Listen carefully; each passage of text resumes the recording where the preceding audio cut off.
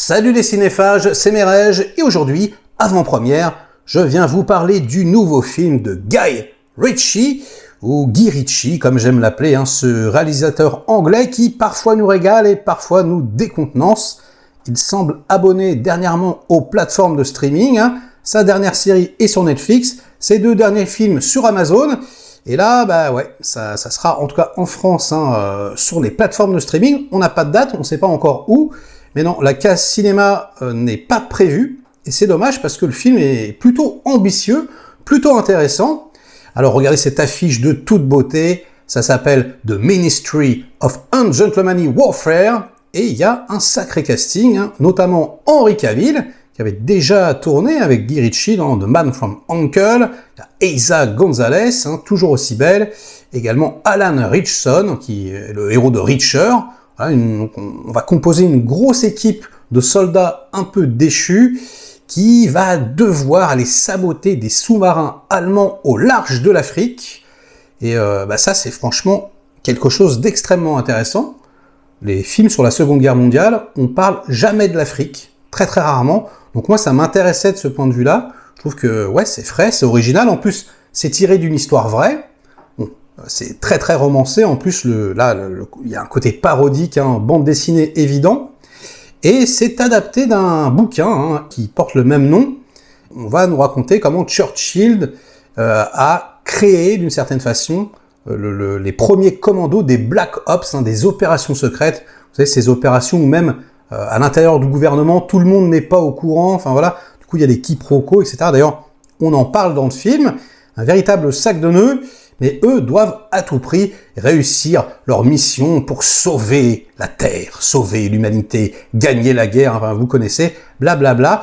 Et ça ressemble, mais alors grandement, à un film de Tarantino que vous connaissez bien, Inglourious Bastard, sauf que ça arrive pas à la cheville d'Inglourious Bastard. Et j'ai envie de vous dire, Inglourious Bastard, c'est pas le Tarantino le plus aimé. C'est vrai que dans les tops, en général, il arrive en dernier. Et là, on a du sous-Tarantino. Mais en réalité, Guy Ritchie, ça a toujours été ça. Ça a toujours été un petit peu depuis Snatch même, du sous-Tarantino. Voilà, des punchlines, des personnages un petit peu hauts en couleur, mais avec, on va dire, une mise en scène beaucoup moins inspirée, et puis des scénarios beaucoup moins intéressants. Et donc là, c'est ce qui se passe un peu. Mais c'est dommage, parce qu'il y a quelque chose.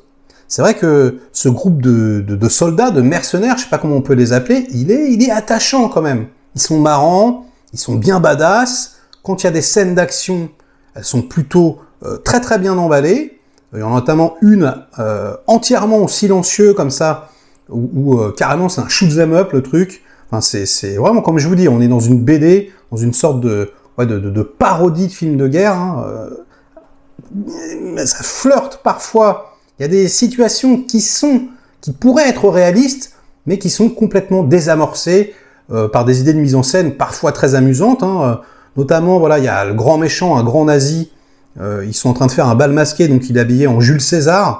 Donc, voilà, c'est en train de péter sur la plage, etc. Et puis t'en as un qui est habillé en Frankenstein. Donc lui, qui est en César avec le truc, la couronne. Enfin voilà, c'est un peu ridicule. En même temps, c'est assez drôle. Et du coup, on les aime bien. C'est vrai que on suit les scènes d'action avec plaisir, même si curieusement, elles ont l'air édulcorées.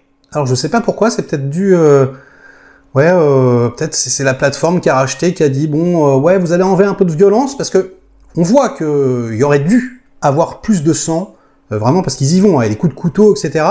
Mais très souvent c'est hors champ, c'est bizarre. C'est un entre-deux un peu spécial. Donc c'est à la fois très très violent, mais finalement pas très sanglant.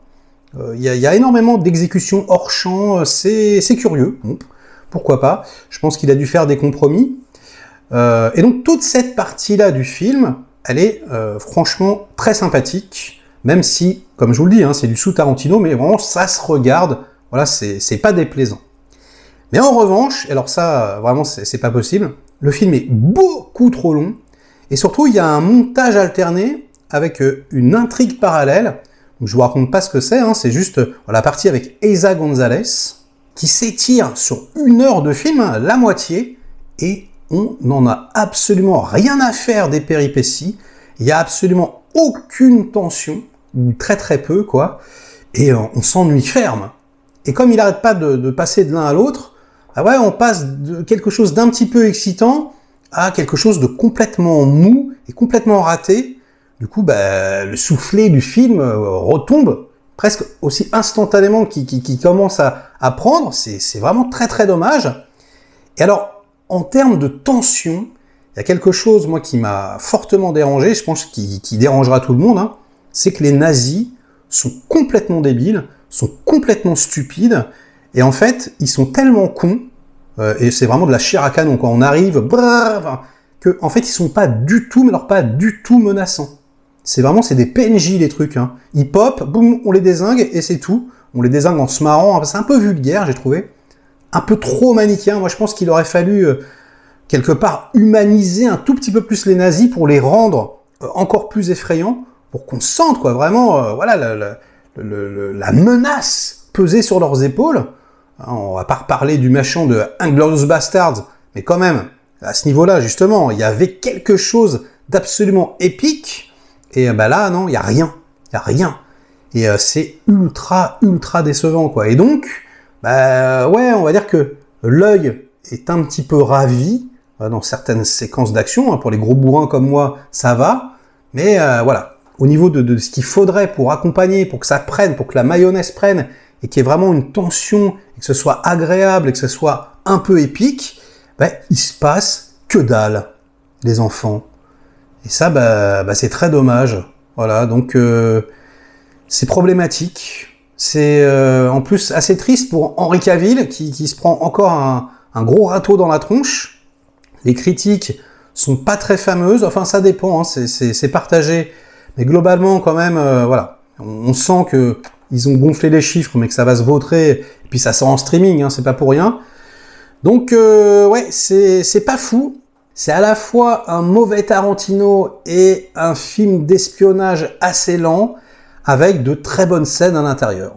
Bon, vous me direz dans les commentaires ce que vous en pensez quand vous aurez vu le film. Et sur ces bonnes paroles, ce sera la fin de cet avis à chaud, de cette critique. Likez la vidéo si elle vous a plu, diverti un minimum. Délikez-la sinon. Inondez-moi de commentaires, donc comme d'habitude, pour faire marcher le petit robot YouTube. Et nous, on se retrouve très vite pour de prochaines aventures. Ciao!